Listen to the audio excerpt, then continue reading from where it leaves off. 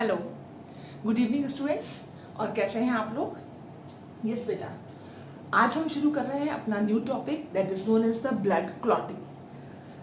Blood clotting basically किस scientific term से पुकारा जाता है या बुलाते हैं हम उसको, क्या है उसका एग्जैक्ट टर्म, तो इसको हम पहले डिस्कस कर लेते हैं। अब आप देखो, आपने दो वर्ड सुने हैं। एक सुना है आपने haemostasis and the another one is homostasis. Clear? Hemostasis. What is stasis means? Constant. Stasis का मतलब क्या होता है? Constant. Hemo means blood, homo means blood.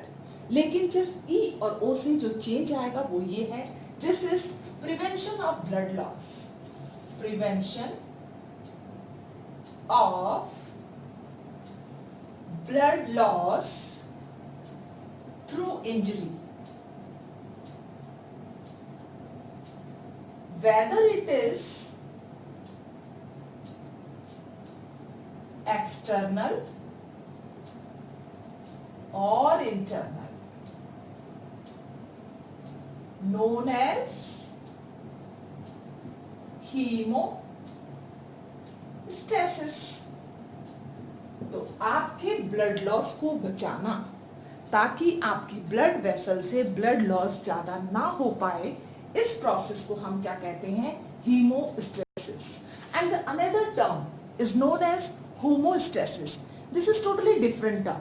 This means there is a constant internal environment of blood. आपने देखा होगा कि blood का अपना खुद का पीएच होता है, उसके अंदर हार्मोन्स होते हैं, उसके अंदर बहुत सारे प्रोटीन्स होते हैं, कार्बोहाइड्रेट्स होते हैं, उन सब का एक कांस्टेंट लेवल रहता है. वो जो कांस्टेंट लेवल है ब्लड का, that is known as homeostasis. So homeostasis is basically constant internal environment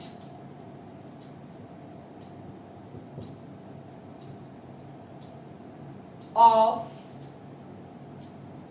blood is called homostasis.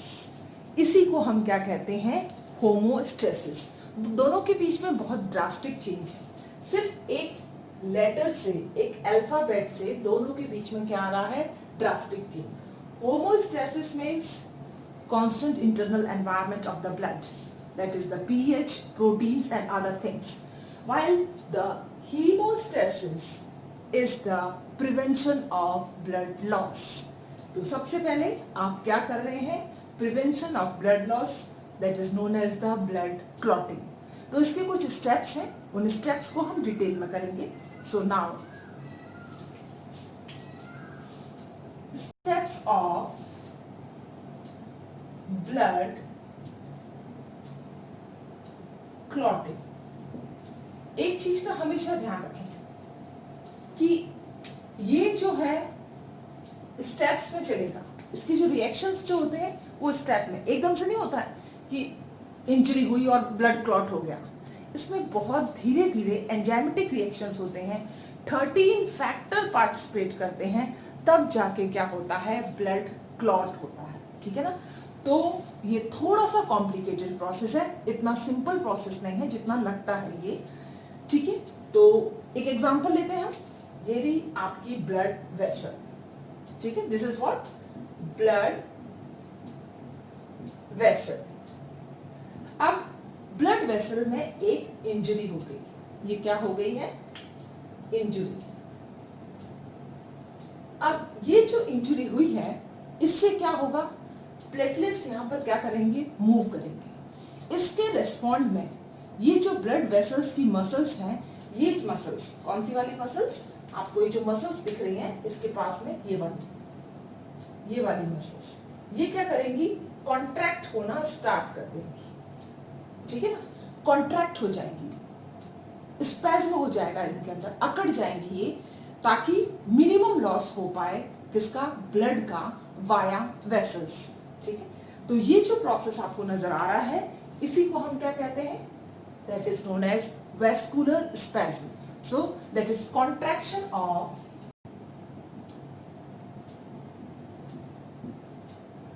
Muscles of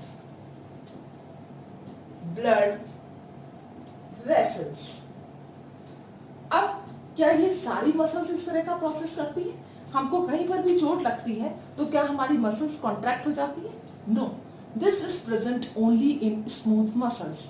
और आपको मालूम है, आपने ब्लड वेसल्स पूरे पढ़े हैं, आर्टरीज भी वेन्स भी, दोनों के अंदर क्या प्रेजेंट होता है टुनिका मीडिया में? Smooth muscles. ठीक है ना? तो स्मूथ मसल्स जो हैं वो क्या हो रही हैं? कॉन्ट्रैक्ट हो रही हैं. तो प्लीज रिमेंबर, स्मूथ मसल्स ही क्या होंगी? इंजरी के बाद में कॉन्ट्रैक्ट होंगी. So this is known as what? Called vascular spasm. इसी को हम क्या कहते हैं? वेस्कुलर स्पैज्म कहते हैं. ठीक है? तो पहला तो हुआ कि आपकी स्मूथ मसल्स क्या हो गई? कॉन्ट्रैक्ट हो गई. सेकेंड जो है स्टेप, उस सेकेंड स्टेप के अंदर क्या होगा? सेकेंड स्टेप के अंदर जो ब्लड प्लेटलेट्स प्रेजेंट है इस ब्लड वेसल के अंदर, क्या है? Blood platelets. तो जहां इंजरी होगी वहां पर इनका मूवमेंट हुआ. जब इनका मूवमेंट हुआ तो इनमें क्या आ गई? स्वेलिंग. क्यों? क्योंकि एक सब्सटेंस इन्होंने सिक्रीट करा. जब भी ये किसी रफ सरफेस से टकराती हैं या इंजर्ड सरफेस से टकराती हैं तो ये क्या करती हैं? स्वेल हो जाती हैं. स्वेल होने के बाद क्या करेंगी? एक सब्सटेंस रिलीज कर रही है. ये सब्सटेंस जो है वो क्या है? अपन पढ़ेंगे अभी, platelet derived growth factor PDGF, उसको हम देखेंगे.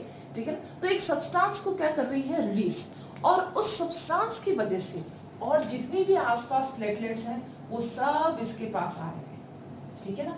और आने के बाद में अब ये क्या बन गया है? That is plug. इसको हम कहते हैं प्लेटलेट प्लग. अब आप देखिए क्या प्रोसेस इसके अंदर चला. पहली बात, आप एक चीज का ध्यान रखें कि platelets they are not cell, they are the fragments of cell. Number 1. ठीक है? Platelets are fragments of cell. तो इसकी एक्टिविटी टोटली डिफरेंट होगी सेल से. Fragments of cell. और आपको मालूम भी होगा हम उन सेल को क्या कहते हैं? Mega karyocytes. आपने पढ़ा होगा ब्लड सेल्स के अंदर, कॉल्ड मेगा कैरियोसाइट. ठीक है ना? तो इन्हीं को हम क्या कहते हैं? Mega karyocyte. तो जैसे ही ये इंजर्ड सरफेस के पास में आती हैं ये क्या हो जाती हैं? लूज. लूज होके एक सब्सटेंस को रिलीज करती है. ठीक है? When they come in contact with injured surface,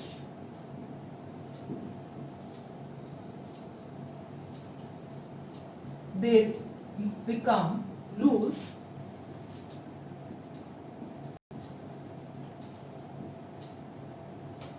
and start secreting substance.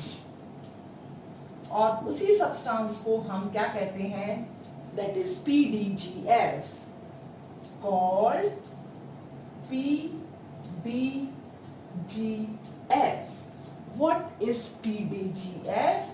PDGF is platelet derived growth factor. ये आगे भी आपके सिलेबस में है. Platelet derived growth factor. अब ये जो फैक्टर है यही वो कारण है जिसकी वजह से ये क्या हो गई है? यहाँ पर आके इकट्ठा होके क्या बना रही है? प्लग का फॉर्मेशन कर रही है. तो पहली बात ध्यान दें, सबसे पहले ये इससे टकराएंगी इंजर्ड सरफेस से, ये लूज हो जाएंगी, इनमें से एक केमिकल निकलेगा, उस केमिकल की वजह से वो और ज्यादा प्लेटलेट को अट्रैक्ट करेगी और एक प्लग का फॉर्मेशन करेगी. And that chemical is nothing but the PDGF. ठीक है? So they start forming what?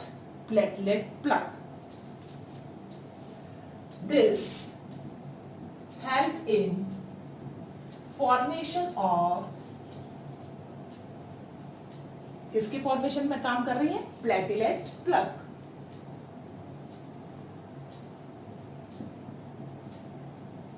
अब आप देखिए क्या बन चुका है? प्लेटलेट प्लग बन चुका है।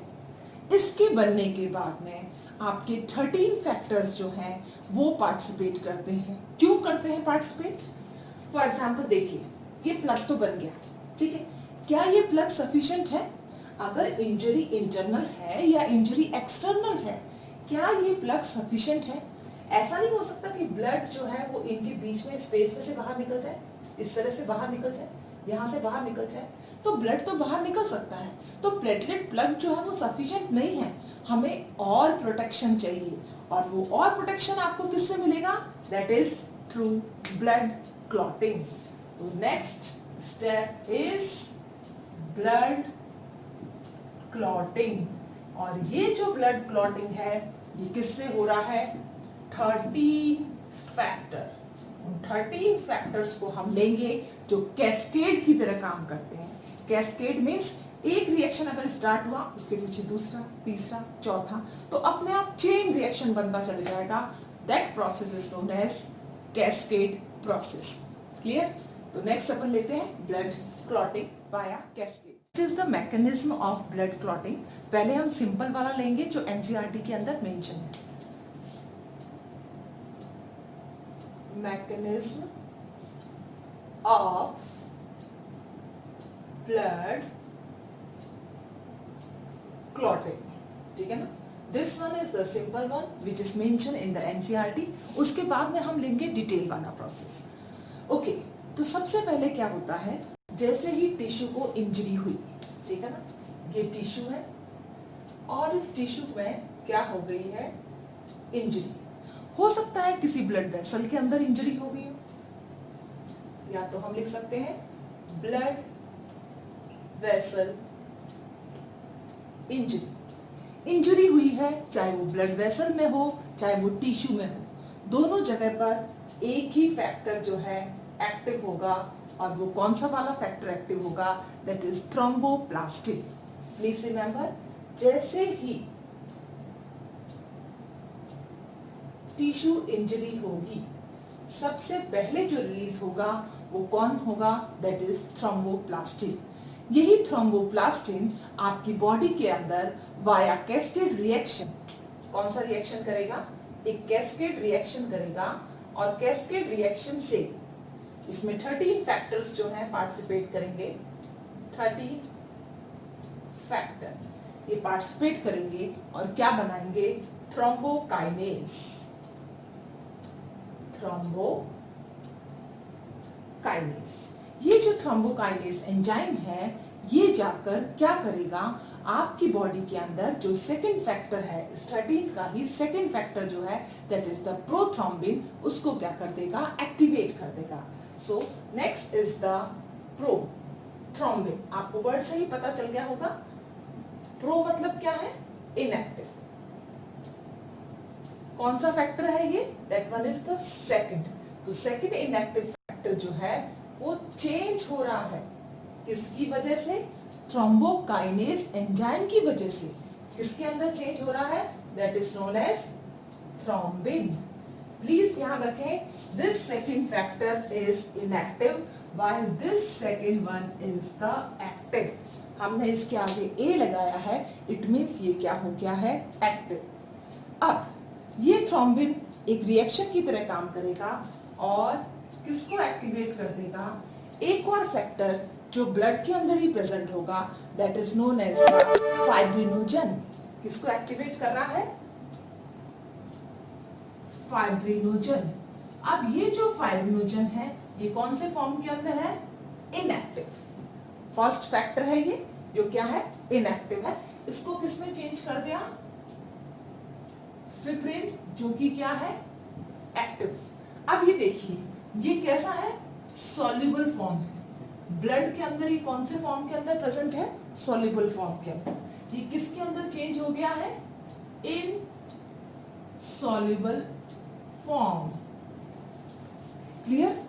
तो अब आप देखिए पहला स्टेप जो होता है इसका, that is release of tissue factor thromboplastin, ठीक है ना, जो इंपॉर्टेंट है किसके लिए, थ्रोम्बोकाइनेस के सिक्रीशन के लिए।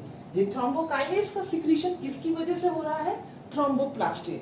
बहुत सारे फैक्टर इसमें काम करेंगे, नॉट 13, फर्स्ट से लेकर 13 फैक्टर बहुत सारे हैं जो कैस्केड रिएक्शन की तरह इसमें क्या करेंगे, काम करेंगे। और अल्टीमेटली क्या रिलीज हुआ, थ्रोम्बोकाइनेस। थ्रोम्बोकाइनेस प्रोथ्रोम्बिन को किसमें चेंज कर देगा, थ्रोम्बिन। तो सेकेंड जो है एक्टिव फैक्टर के अंदर क्या हो गया, चेंज। फाइब्रिनोजन जो है वो किसमें चेंज आएगा, फिब्रिन। तो फर्स्ट जो है वो कौन से फॉर्म के अंदर चेंज हो गया है, एक्टिव। ये कैसा है, इनसॉल्युबल।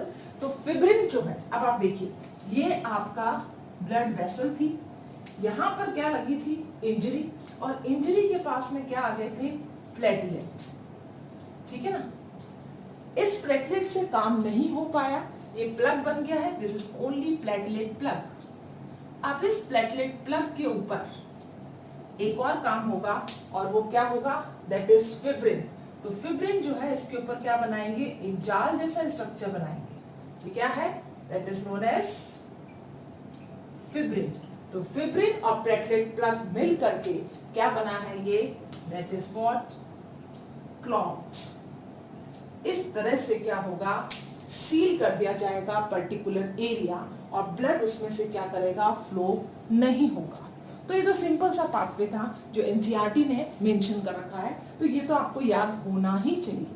अब हम इसका डिटेल वाला प्रोसेस करेंगे जिसके अंदर 13 फैक्टर जो है वो पार्टिसिपेट कर रहे हैं। तो सबसे पहले हम 13 फैक्टर्स को याद करेंगे via, next is the 13 factors via trick, ठीक है ना। तो सबसे पहले हम 13 फैक्टर्स लेंगे,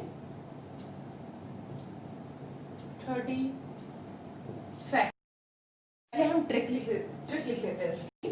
तो first is the trick, freshers party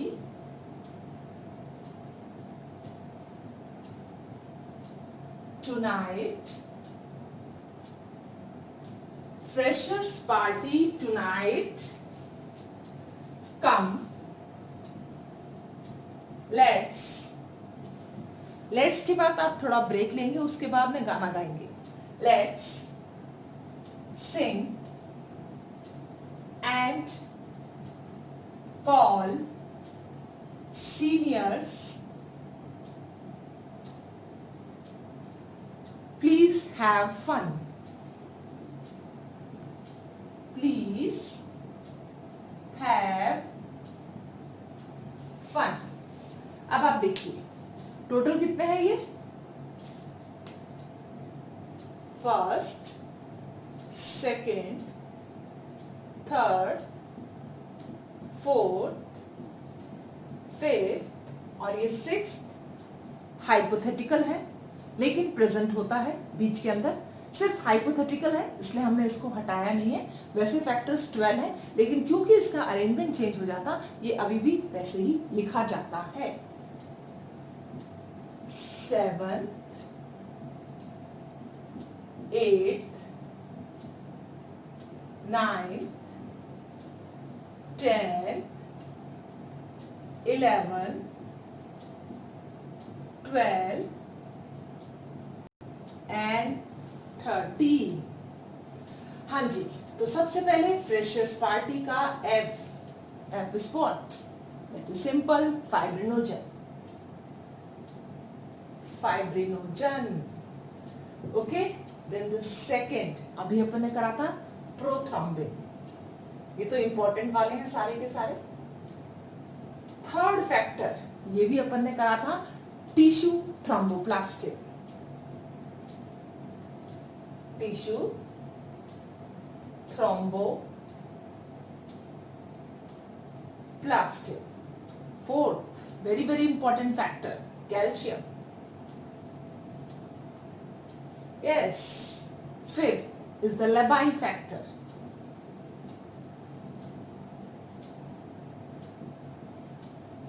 Sixth कुछ नहीं है, hypothetical. Yes, seventh, सबसे पहले हम क्या करेंगे, स्टेबिलिटी की बात करते हैं। तो पहला एस अगर आता है तो आप उसको क्या कहेंगे, स्टेबल फैक्टर, ठीक है, स्टॉर्ट नहीं करना है, स्टेबल करना है. Yes, A and anti haemophilic factor A, anti haemophilic factor A. 9 C Christmas factor, इसको आप एंटी हीमोफिलिक फैक्टर बी भी कह सकते हो. इसके अलावा आप इसको क्रिसमस फैक्टर भी कह सकते हो. Okay, so this one is which one? 9th, 10th, very important, सबसे इंपॉर्टेंट 10th है. That is the limiting step जो बनेगा अभी. तो हम 10th को क्या लेते हैं? Start. Start factor P. Please, what is please? जिस तरह से आपने टिश्यू थ्रोम्बोप्लास्टिन लिखा है वैसे ही प्लाज्मा थ्रोम्बोप्लास्टिन आएगा. प्लाज्मा थ्रोम्बोप्लास्टिन, क्योंकि अगर टिश्यू में इंजरी होगी तो थर्ड रिलीज होगा और अंदर की साइड में इंट्रिंसिक इंजरी होगी तो कौन रिलीज होगा? 11. 12th, Hageman's factor.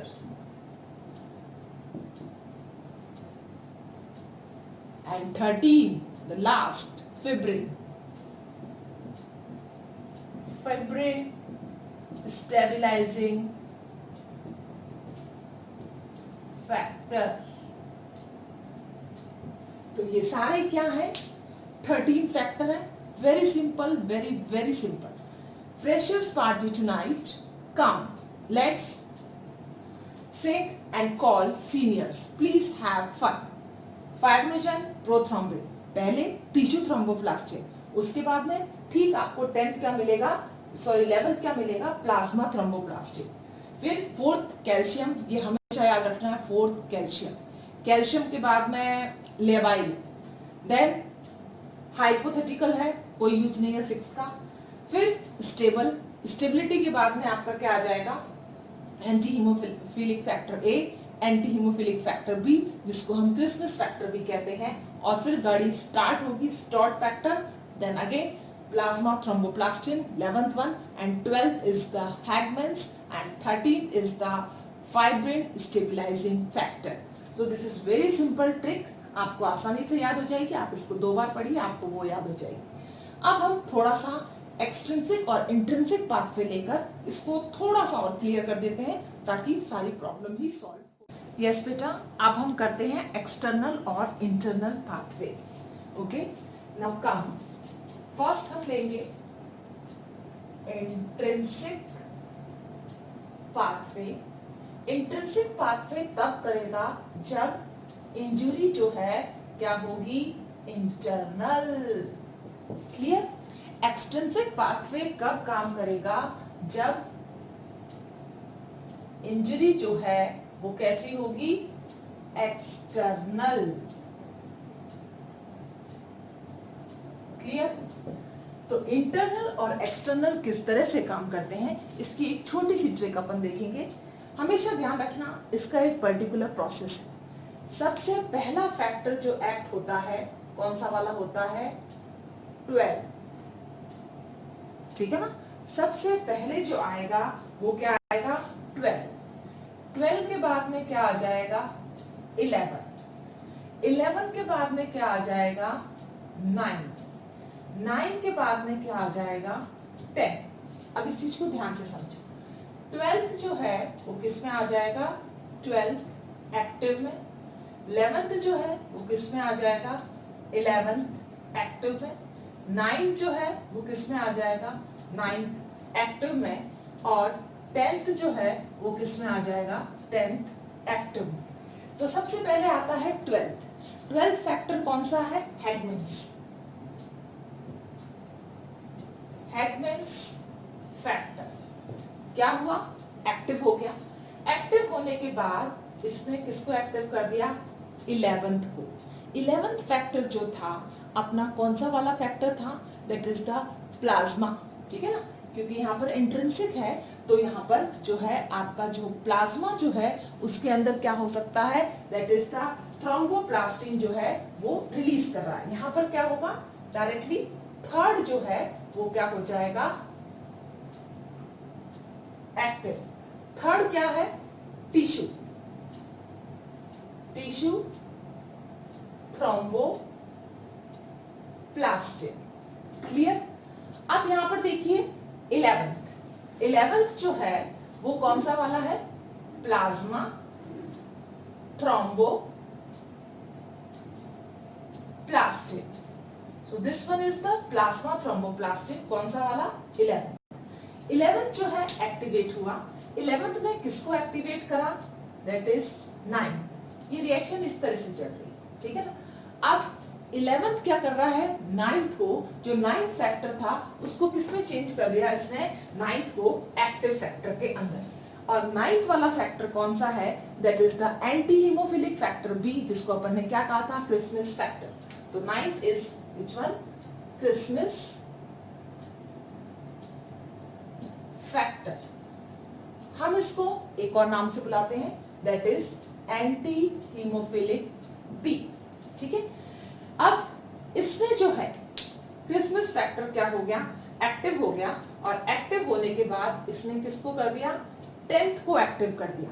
लेकिन 10th को एक्टिव करने से पहले एक और फैक्टर जो है इसमें हेल्प करेगा 9th की, और वो कौन सा वाला होगा, that one is the 8th।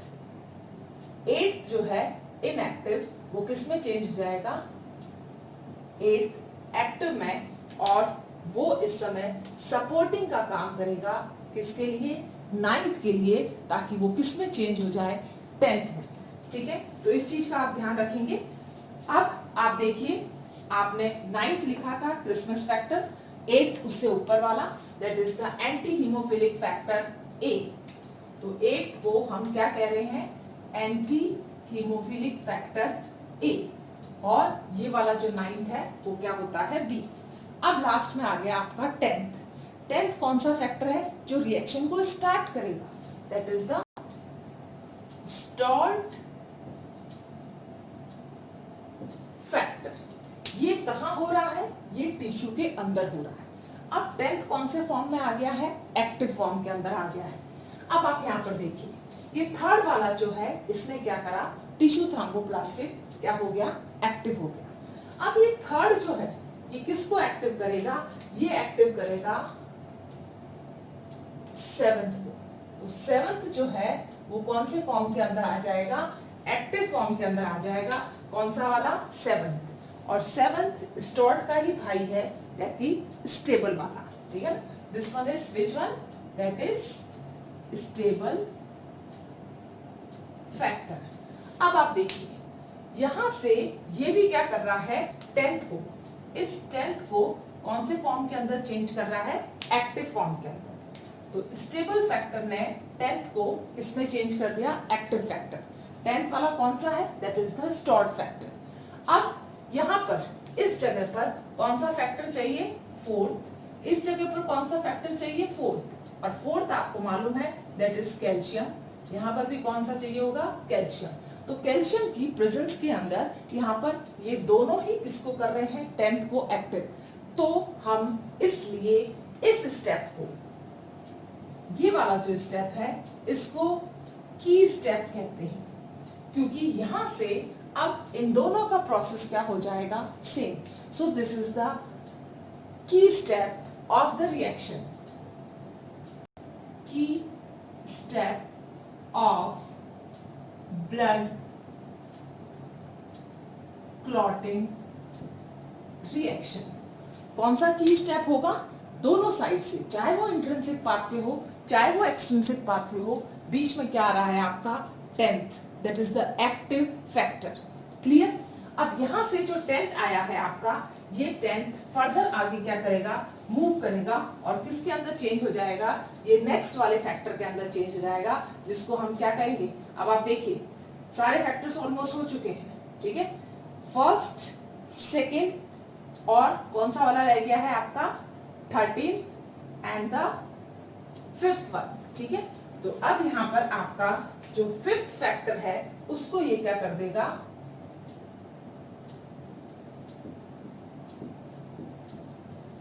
And fifth one is the labile factor. कौन सा फैक्टर है ये? Labile factor. अब यहां पर सबसे पहले कौन काम करेगा? दैट इज द सेकंड और फर्स्ट। तो सेकंड जो है आपको मालूम है आपका कौन सा फैक्टर आता है? प्रोथ्रोम्बिन। किसमें चेंज होगा? थ्रोम्बिन के अंदर। तो इस चीज का ध्यान रखें। सबसे पहले फिफ्थ आएगा, इसको एक्टिवेट करेगा, या तो इस रिएक्शन को हम साइड में लिख देते हैं तो ज्यादा बेटर रहेगा। फिफ्थ जो है यहाँ पर पहले ही इसको डायरेक्टली लिख देते हैं, थोड़ा नीचे कर लेते हैं इसको, ठीक है ना, इसको ऐसे कर लेते हैं। अब ये भी हो सकता है कि फिफ्थ फैक्टर की एंट्री जो है वो यहां से हो, ठीक है ना। तो यहाँ पर जो फिफ्थ फैक्टर था वो क्या हो गया? एक्टिव हो गया, जो इनएक्टिव में था, और इसका नाम क्या था? Labile factor. यहाँ पर अब आपका जो सेकंड फैक्टर है वो क्या हो रहा है? एक्टिव फॉर्म के अंदर चेंज हो रहा है। और सेकंड फैक्टर आपको मालूम होना चाहिए, वेरी वेरी इंपॉर्टेंट, प्रोथ्रोम्बिन। कौन सा वाला है? प्रोथ्रोम्बिन। सेकंड ही क्या करेगा? आगे जाके किसको एक्टिवेट करेगा? फर्स्ट। किसको एक्टिवेट कर रहा है ये? फर्स्ट। तो फर्स्ट जो इनएक्टिव फॉर्म के अंदर होगा वो हो जाएगा एक्टिव फॉर्म के अंदर। और फर्स्ट क्या है? That is known as fibrinogen. और ये किसमें चेंज हो गया है? फाइब्रिन, यानी कि ब्लड क्लॉट। तो हमेशा ध्यान रखें इस स्टेप के अंदर एक और आएगा फैक्टर जिसको हम क्या कहते हैं? 13th factor. यहाँ पर अभी तक 13th फैक्टर नहीं आया, यहाँ से एंट्री होगी किसकी? That is 1 2 3। ये है आपका 13th फैक्टर, ठीक है ना। तो ध्यान रखें 13th फैक्टर जो है यहाँ पर क्या हो रहा है? यस बेटा, आई थिंक आपका ये टॉपिक क्लियर हो गया होगा। आपको सिर्फ इतना ध्यान रखना है 12 11, दिस वन इज द 9 10। आपको क्या याद रखना है? 12 11 9 और 10, इसके बीच में लगा 8। तो 12 11 9 10 बीच में लग रहा है 8। ये किसका है? इंट्रिंसिक का पाथवे। और यहाँ पर 3 7 और 10, ठीक है। जब यहाँ पर 10 आ जाएगा तो 10 के बाद में आपको क्या लाना है? 2 और 1। तो लास्ट स्टेप के अंदर 2 और 1, लेकिन 2 से पहले 5 की एंट्री होगी और 1 से पहले 13 की एंट्री होगी। अगर आपको ये लिमिटिंग स्टेप्स याद रहेंगे तो आपको कभी भी कोई प्रॉब्लम नहीं आएगी, ठीक है बेटा। तो ये बहुत ही सिंपल ट्रिक फॉर्म के अंदर हो सकता है। मैंने थोड़ा इसका डिटेल वर्जन बता दिया है ताकि आपको प्रॉब्लम ना रहे फ्यूचर में भी कि किस तरह से काम होता है। तो एक रिएक्शन जब स्टार्ट होती है वो लगातार कैस्केड के फॉर्म में दूसरी रिएक्शन को स्टार्ट करती है। पहले 12 आया, 12th factor, 11th factor, 9 factor, साथ में 8 और आ गया, 10 बन गया। यहाँ से 3 आया, 7 आया, क्या बन गया? 10। 10 के बाद में फर्दर 5 फैक्टर ऐड होगा, क्या बना? सेकंड। फर्दर 13 फैक्टर ऐड होगा, फर्दर क्या बना? 1। बहुत ही सिंपल है ये, ठीक है ना। दिखने में कॉम्प्लिकेटेड है लेकिन सबसे ज्यादा सिंपल। आपको एक स्टेप याद रखना है 10th वाला, that is the key step, जिसको हम क्या कह रहे हैं? Start factor. I hope so कि आपको ये क्लियर हो गया होगा। ओके बेटा, थैंक यू।